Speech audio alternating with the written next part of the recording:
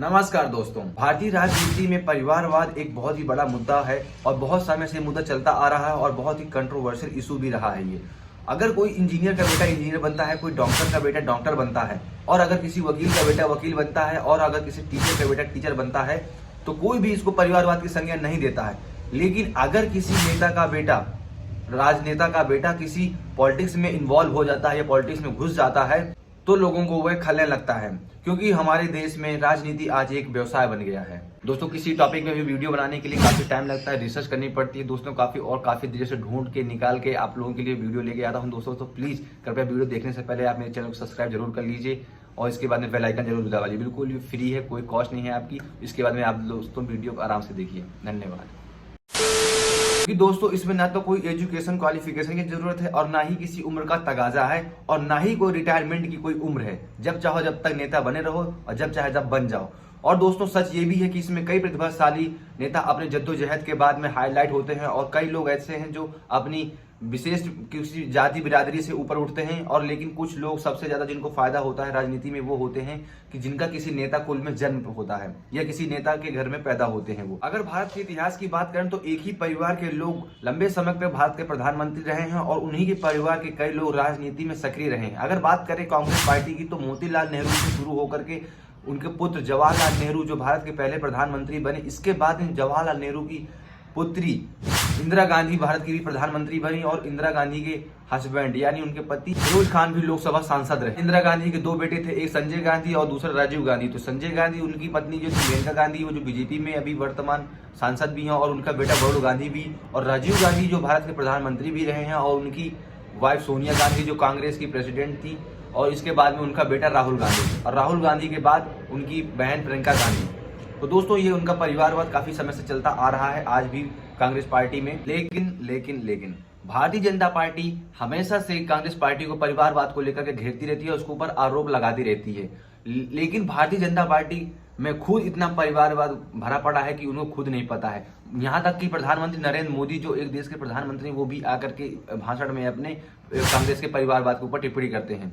लेकिन दोस्तों, अगर बात करें तो भारतीय जनता पार्टी में कितना परिवारवाद है तो अटल बिहारी वाजपेयी से लेकर के राजनाथ सिंह तक, उत्तर प्रदेश की राजनीति के लालजी टंडन तक बहुत ही परिवारवाद भरा पड़ा है। एक एक करके मैं आपको समझाता हूँ। अटल बिहारी वाजपेयी के उत्तर प्रदेश से लेकर मध्य प्रदेश तक दोनों राज्यों में उनके कई रिश्तेदार राजनीति में सक्रिय हैं। इसके बाद में अगर दोस्तों बात की जाए और विजय राजा सिंधिया, उनके बेटे माधवराज सिंधिया और उनकी बेटे ज्योतिरादित्य सिंधिया जो प्रेजेंट टाइम में केंद्रीय मंत्री हैं बीजेपी गवर्नमेंट में, तो ये क्या परिवारवाद नहीं है। और विजय राज सिंधिया की बेटी वसुंधरा राजे जो राजस्थान की पूर्व मुख्यमंत्री भी हैं, और उनके जो बहन यशोधरा राज सिंधिया वो उस समय प्रेजेंट टाइम में वर्तमान समय में मध्य प्रदेश की मंत्री भी हैं, और उन्हीं वसुंधरा राजे सिंधिया के बेटे दुष्यंत राज सिंधिया वर्तमान में लोकसभा सांसद भी हैं। तो दोस्तों, यहाँ भी खूब परिवारवाद भरा पड़ा है। और अगर दोस्तों बात की जाए 2019 के लोकसभा चुनाव की, तो लोकसभा 2019 के चुनाव में बीजेपी के 388 सांसदों में से 45 ऐसे सांसद थे जो लोकसभा में जो आए हैं चुन के, वो कहीं ना कहीं परिवारवाद से ही संबंधित है। 45 सांसदों में मेनली जो नाम है जैसे कि विवेक ठाकुर, अनुराग ठाकुर, उदयनराज भोसले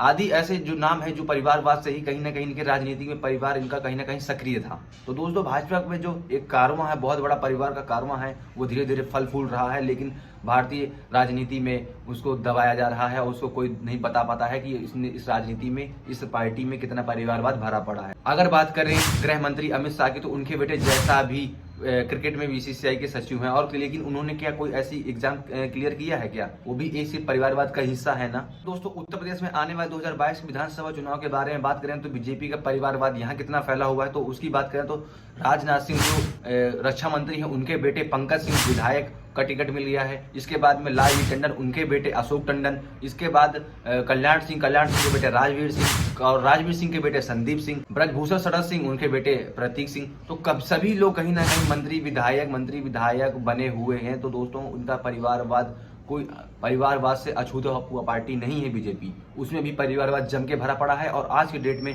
बीजेपी का जो परिवारवाद है वो इतना बढ़ता जा रहा है परिवारवाद कि फिर भी बीजेपी दूसरे पार्टी के ऊपर हमेशा से लांछन लगाती रहती है कि इस पार्टी में इतना परिवारवाद और उस पार्टी में इतना परिवारवाद, खुद का अपना परिवारवाद कभी नहीं बताती है। और बीजेपी में ऐसे बहुत सारे लीडर हैं जिनके छोटे स्तरीय में देखें तो जिला पंचायत, जिला स्तर, ग्राम स्तर और इसके बाद में ग्राम विकास, तो ऐसे बीजेपी के बहुत सारे नेता परिवारवाद को लेकर के धीरे धीरे फल फूल रहे हैं। और इनके चैनल आते हैं वो परिवारवाद वर्सेस राष्ट्रवाद की डिबेट करते हैं झूठी, और खुद की अपनी जो पार्टी है उनकी अपनी पार्टी को लेकर के नहीं एक बार भी सवाल उठाते हैं कि उस पार्टी में कितना परिवारवाद भरा पड़ा है।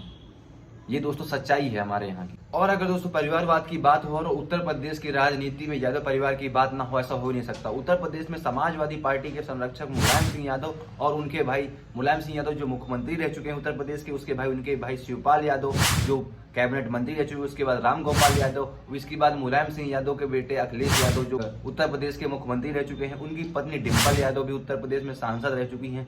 तो दोस्तों उत्तर प्रदेश में परिवारवाद कम नहीं है। अगर बात की जाए बीएसपी पार्टी की, तो बीएसपी पार्टी में भी 2019 में मायावती जी ने अपनी जो उत्तराधिकारी जिनको नियुक्त किया था वो अपने भाई अनंत कुमार को उन्होंने 2019 में कर दिया था। उन्होंने कहा था कि बीजेपी मेरे ऊपर साजिशें करना चाहती है, मेरे परिवार की लिस्ट निकाल रही है, इस वजह से मैं अपने भाई को अपना उत्तराधिकारी घोषित करती हूँ। तो दोस्तों कोई भी पार्टी परिवारवाद से अछूती हुई नहीं है। कोई भी पार्टी परिवारवाद को लेकर के जितनी सफाई देते हैं, खुद अपने परिवारवाद के ऊपर कभी नहीं झांकते हैं।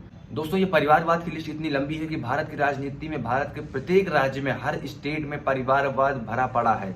अगर बात करें तो बिहार की, तो बिहार में लालू यादव का परिवार से शुरू होता है। यहाँ पे लालू यादव, उनकी पत्नी राबड़ी देवी, वो भी मुख्यमंत्री रही। इसके बाद उनके बेटे तेजस्वी यादव और उनके बेटा दूसरा बेटा जो उनका तेज प्रताप यादव, तेजस्वी यादव उप मुख्यमंत्री रहे हैं, तेज प्रताप यादव मंत्री रहे हैं, और उनकी बेटी मीसा भारती जो राज्यसभा सांसद है वर्तमान में। सेना की बात करें तो वहाँ पे उनके जो संस्थापक थे शिवसेना के वो है बाल ठाकरे और उनका भतीजा राज ठाकरे। इसके बाद में बाल ठाकरे का बेटा उद्धव ठाकरे जो प्रेजेंट टाइम में वहाँ के चीफ मिनिस्टर हैं, मुख्यमंत्री हैं महाराष्ट्र के। उसके बाद में उनका बेटा आदित्य ठाकरे, जो आदित्य ठाकरे वहाँ का प्रेजेंट टाइम में मंत्री है महाराष्ट्र का।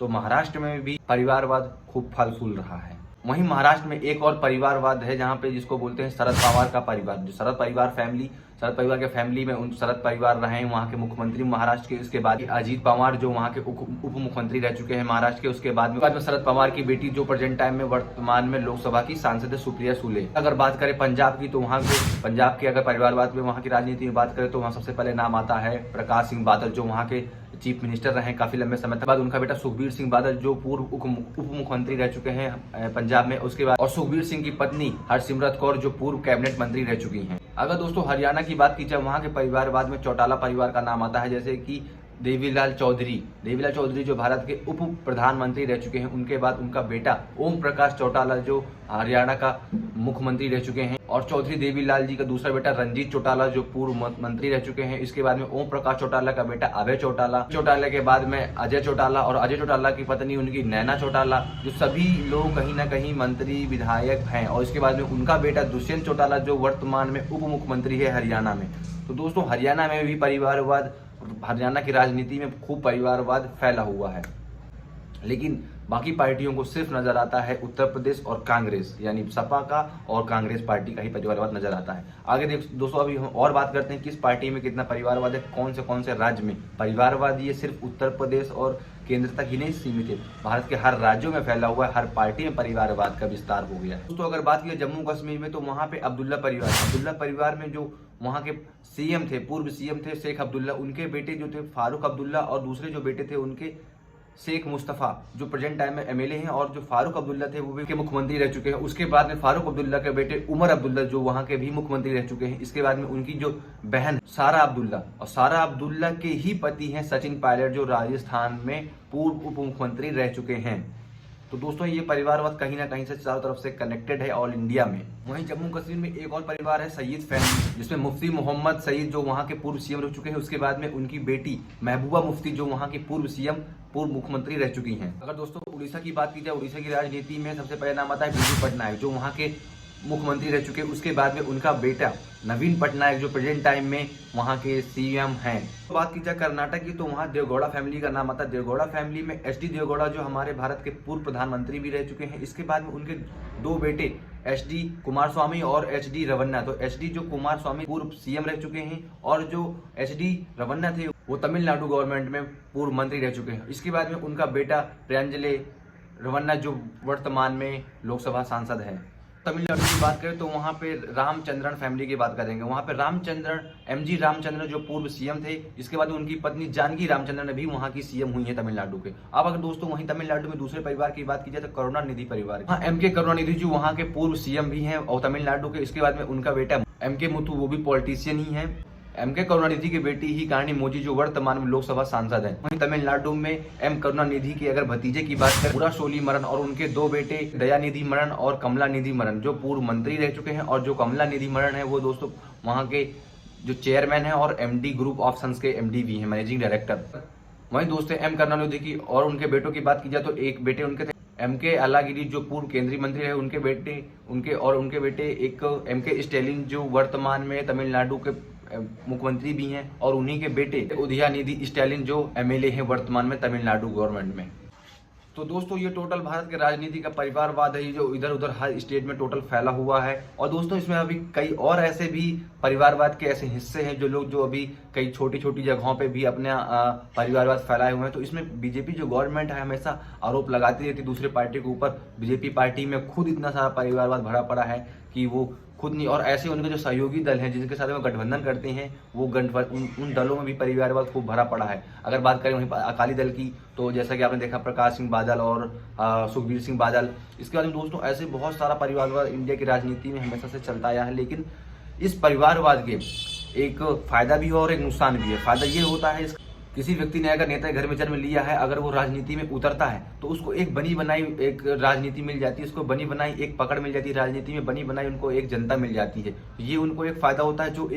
जो संघर्ष करके व्यक्ति आता है उसके बजाय जो एक परिवार नेता कुल में पैदा होता है व्यक्ति, उसको काफी मदद मिल जाती है। और इसका एक नुकसान ये है कि अगर परिवारवाद ऐसे बढ़ता रहेगा तो अन्य लोगों को राजनीति मौका कहाँ से मिल पाएगा। तो दोस्तों इसमें अपवाद भी है, इसमें फायदा भी है। तो ये राजनीति का नजरिया है, अपना अपना लोग करते हैं कैसे करते हैं, लेकिन इसमें जनता को ऐसे बहका देते हैं पार्टियां आकर के बीच में और अपना खुद का परिवारवाद कभी नहीं देखती हैं।